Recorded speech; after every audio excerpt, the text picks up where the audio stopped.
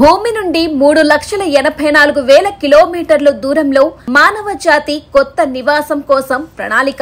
వచ్చే 5 ఏళ్లలో అక్కడ వెలిగేది సూర్యశక్తి కాదు, అణుశక్తి.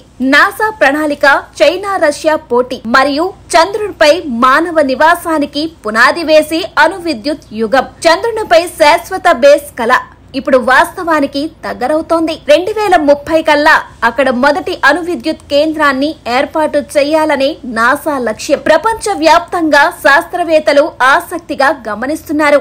ఈ ప్రాజెక్ట్ ఎందుకు అంత ముఖ్యమో, ఏ సవాళ్లు ఎదురిస్తున్నాయో, ఈ మిషన్ విజయవంతమైతే మానవ భవిష్యత్ ఎలా మారబోతోందో ఈ స్పెషల్ రిపోర్ట్ లో చూద్దాం. చంద్రునిపై ఒక రోజు అంటే భూమి మీద 29.5 రోజులు. దానిలో సగం 14 రోజులు ఎండ, మిగతా సగం 14 రోజులు గడ్డ కట్టించే చీకటి. ఉష్ణోగ్రతలు -173 డిగ్రీ సెల్సియస్ వరకు పడిపోతాయి. సౌర విద్యుత్ వ్యవస్థలు పగలు అద్భుతంగా పనిచేస్తాయి, కానీ రాత్రి 14 రోజులు విద్యుత్ నిల్వ చేయడం అసాధ్యం. బ్యాటరీ టెక్నాలజీ ఈ స్థాయి నిల్వలకు ఇంకా దూరంగా ఉంది. ఈ సమస్యకు పరిష్కారం న్యూక్లియర్ ఫిషన్. వాతావరణానికి సంబంధం లేకుండా 24/7 శక్తి ఉత్పత్తి. స్థిరమైన ఉష్ణోగ్రతలు, పీడనం అవసరం లేదు. దీర్ఘకాలం పనిచేసే రియాక్టర్లు. 10 నుండి 15 సంవత్సరాల వరకు ఇంధనం రీఫిల్ అవసరం లేకుండా నాసా 2022లో అమెరికా ఎనర్జీ డిపార్ట్మెంట్ తో కలిసి ఫిషన్ సర్ఫేస్ పవర్ ప్రాజెక్టును ప్రారంభించింది. లక్ష్యం 2030 నాటికి చంద్రునిపై 100 కిలోవాట్ల సామర్థ్యం గల రియాక్టర్ ను ఏర్పాటు చేయడం. దీని సాంకేతిక వివరాలు: మాడ్యులర్ డిజైన్, వేరువేరు భాగాలుగా రవాణా చేసి అక్కడ అసెంబుల్ చేయటం. కిలో పవర్ టెక్నాలజీ ఆధారంగా యురేనియం 235 ఇంధనాన్ని ఉపయోగించే చిన్న ఫిషర్ కోర్. డ్రిల్లింగ్ ఇంజిన్ జనరేటర్లు రియాక్ట్ నుంచే వచ్చే వేడిని విద్యుత్ గా మార్చడం. రేడియేటర్లు అధిక వేడి బయటకు పంపించడం. 100 కిలోవాట్ల సామర్థ్యం అంటే భూమిపై సుమారు 80 ఇళ్లకు సరిపడే విద్యుత్. కానీ చంద్రునిపై ఇది లైఫ్ సపోర్ట్ సిస్టమ్స్, శాస్త్రీయ ఉపయోగశాలలు, కమ్యూనికేషన్ సిస్టమ్స్ అన్నిటినీ నడపడానికి సరిపోతుంది. నాసాకి ముందుగా చంద్రునిపై శాశ్వత బేస్ కల చైనా, రష్యాలకు ఉంది. చైనా ప్రణాళిక 2033 నాటికి international lunar research station ILRS ఏర్పాటు. రహస్య సహకారం, అణుశక్తి రవాణా సిస్టమ్స్ లో నైపుణ్యం రెండూ కలిసి 2035 నాటికి తమ సొంత రియాక్టర్లు ఏర్పాటు చేయాలని లక్ష్యంగా పెట్టుకున్నాయి.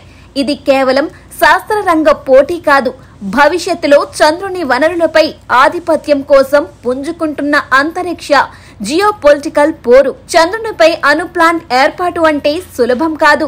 రవాణా పరిమితి. స్పేస్ ఎక్స్, స్టార్ షిప్ వంటి హెవీ లిఫ్ట్ రాకెట్లు ఉన్న బరువు, పరిమాణం పరిమితులు ఉంటాయి. Landing risk. తప్పు కోణం లేదా వేగం వల్ల ల్యాండర్ క్రాష్ అయితే బిలియన్ల డాలర్లు వృధా. అసెంబ్లీ సవాలు.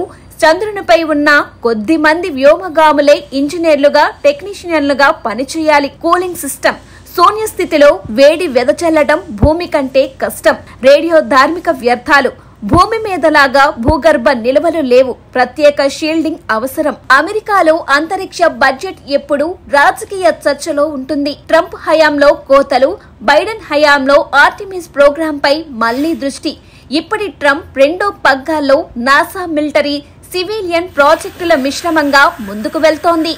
అంతరిక్ష అణు ప్రాజెక్టు ఖర్చు ప్రారంభ దశలోనే $4 బిలియన్ పైగా అంచనా. దీన్ని తగ్గించేందుకు ప్రైవేట్ స్పేస్ కంపెనీలు Lockheed Martin, blue origin, space X భాగస్వామ్యం అవుతున్నాయి. 1967 ఔటర్ స్పేస్ ట్రీటీ ప్రకారం అంతరిక్షం మానవాళి సాధారణ వనరుగా, అణు ఆయుధాలు నిషేధం. కానీ అణుశక్తి ఉపయోగంపై స్పష్టమైన నిబంధనలు లేవు. దీనివల్ల భవిష్యత్తులో సురక్షిత జోన్లు, వనరుల యాజమాన్యం వంటి అంశాలపై దేశాల మధ్య విభేదాలు రావచ్చు.